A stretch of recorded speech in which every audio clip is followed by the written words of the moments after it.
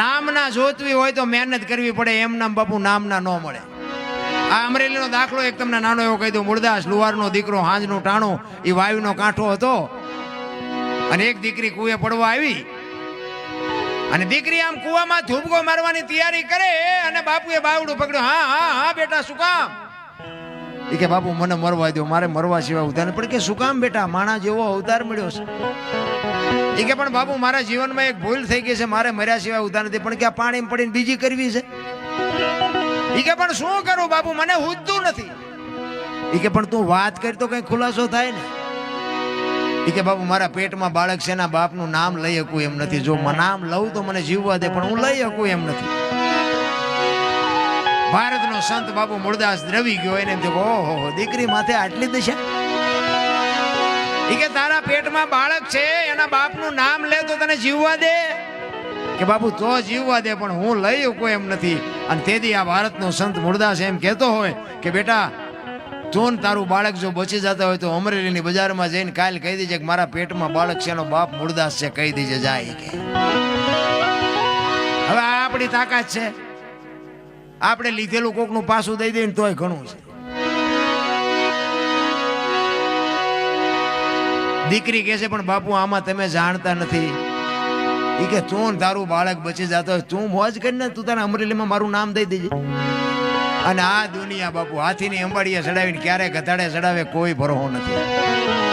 એ હવારે ખબર પડી, એ ગધાડું બોલાવી, માથે મુંડન કરાવી, જોડાનો હાર પહેરાવીને મૂળદાસને ગધાડા ઉપર બેહારીને બાપુ ફૂલેકું કાઢ્યું હો અમરેલીમાં. પણ તોય બાપુ એ અમરેલીનો એ સંત બાપુ એની સાથી ફાટતી હતી હોય કે ઓલી દીકરીને એનું બાળક તો બચી ગયા ને આવડા ભલન રાજી થતા.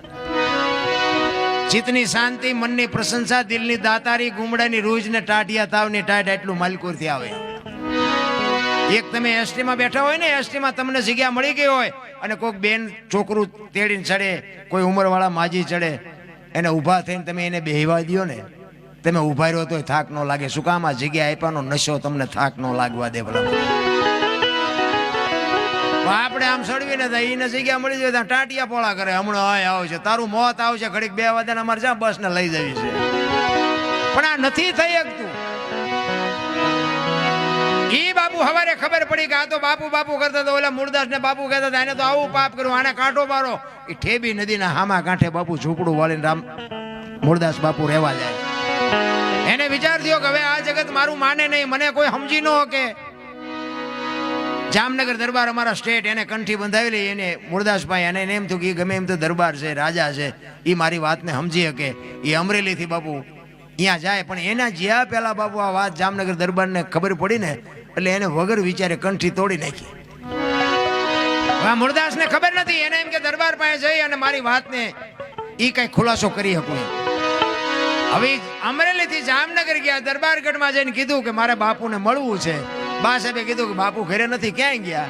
એ કે મોટા મંદિરે બધા સંતો આવ્યા છે, મોટા મોટા મહાપુરુષો આવ્યા છે, અહીંયા કંઠી બંધાવા ગયા. એ કંઠી બંધાવા ગયા ને બાપુ આપ ફાટ્યો હો માથે, કરે તારી ભલી થાય તારી, આને મારી કંઠી તોડી નાખી. પડી કે કાંઈ વાંધો નહીં, મારે મળ્યા સિવાય જવું નથી. એ દરબારગઢથી મોટા મંદિરે જાય, એમાં રસ્તામાં એક પ્રસંગ બન્યો, મરેલી બિલાડી પડી હતી, બચડા ટળવળતા હતા. અને અહીંયા બાપુ પહોંચ્યા ને, ઉભા રહ્યા, અને એને વિચાર કરીને મરેલી બિલાડીને જોડીમાં નાખીને બાપુ આ બધા બેઠા ત્યાં આવ્યા. એટલે બધા બારો મીંડ્યા કાઢવા કે તું તો પાપી શું, બારો નીકળ, બારો નીકળ. અંદર બધા સંતો બેઠા, તેને કીધું કે ભાઈ કોણ છે? કે ઓલો મૂળદાસ છે. કે આવવા દો, એને કઈ કામ હશે, આવવા દો. એ મૂળદાસ ત્યાં જાય અને પૂછે છે સંતો કે કા મૂળદાસ શું કામ આવ્યો, શું કામ છે? કે બાપુ મારે બીજું કાંઈ કામ નથી, હું તો અહીંથી નીકળ્યો હતો, પણ મને એક રસ્તામાં એક મરેલી બિલાડી પડી હતી, મેં એવું સાંભળ્યું તો કાંઈ બધા મોટા મોટા સંતો આવ્યા છે, બિલાડીને બેઠી કરે તો બચડા દૂધ ભેળા થાય, એ હાટું આવ્યો, બીજું કાંઈ છે નહીં. એમ કહીને બિલાડી બાપુ છોડીમાંથી બહાર કાઢીને મૂકી અને આખો ડાયરો મીંડો દાંત કાઢવા. એ કે મૂળદાસ મરેલા કોઈ દી જીવતા ન થાય. એ કે બાપુ મરેલા જીવતા ન થાય તો આખી દુનિયા પાસે નકરી આરતીઓ ઉતરાવી છે, પગે લગડાવા છે. જો આ તો ખરા ખરીના ખેલ આવે ત્યાં ખબર પડે. ઈ કે અમરેલીએ તને જાકારો આપ્યો એટલે તારું સહકી ગયું છે, મરેલા કોઈ દી ન જીવતા થાય. ઈ કે બાપુ જરાય નથી સહી ગયું, આ બરોબર છે. સહીકું બાઈકું નથી, એ તો તમારો વેમ છે. ઈ કે મરેલા જીવતા ન થાય, ઈ ન થાય એમ કીધું ને બાપુ પ્રકોટીનો મરોડ બદલાણો હોય. મૂળદાસ કે તમારથી ન થાય તો લાવો કમડળ મારી પાસે. ઈ હાથમાં કમડળ લઈ પાણીની અંજળી ભરી એને બાપુ કીવો બાપુ તાર હંધાડ્યો હોય છે. તમે વિચાર તો કરો મારા રામ કોની પાસે વાતું કરી રામ.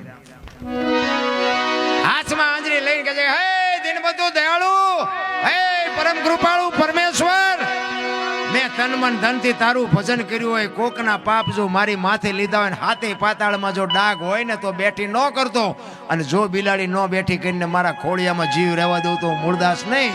એમ કહીને અંજળી સાટી અને બિલાડી મંડી હાલવા. ડાયરેક્ટ દિશા શું થઈ છે? જામનગર દરબાર હિમાં જ બેઠા છે અને ઈને ઈ સકરી ખાઈ ગયો. મેં કંઠી તોડીને ભૂલ કરી છે, આનું પાપ હોય ને પાપ હોય તો બિલાડી બેઠી થાય નહીં. કાટ કાટ કાટ કાટ પગથિયા ઉતરીને બાપુ મૂળદાસ હાલવા મંડી ગયા. દરબારે વાંય હળી કાઢી, એ બાપુ ઉભા રહ્યો, એ બાપુ ઉભા રહ્યો, પણ મૂળદાસ ચોથા આંસુ રડતો રડતો હાલ્યો જાય છે. આગળ જઈને લાકડી પડે એમ પડ્યો, બાપુ મને માફ કરો, મારી ભૂલ થઈ જઈ, મને આવી ખબર નહોતી. તેથી મૂળદાસ બાપુ એમ કહે છે, અરે ભલા માણા, હું ઠેઠ અમરેલીથી તારા પાસે આવ્યો તો મને એમ કે આ જગત નો સમજી શકે, તું તો 5-25 ગામનો ધણી હતો, તને મારા ઉપર ભરોસો ન આવ્યો. હવે કોક હારો બાવો ગોતીને કંઠી બાંધી લે, સમય વિયો ગયો, હવે મારી પાસે એ સમય નથી. એમ સમય બડા બલવાન નહીં, પુરુષ બળવાન, કાબે અર્જુનને લૂંટ્યો હોય, ધનુષને હોય બાણ. સમય હોય ને તારે બાપુ મોજ કરી લીધી. બાકી એમ નામ તો બાપુ હાવ હેલું નથી. કારણ કે હમણાં તમે ખેંખીને હુઈ જાય છો, અમારે ક્યાં હું કહો.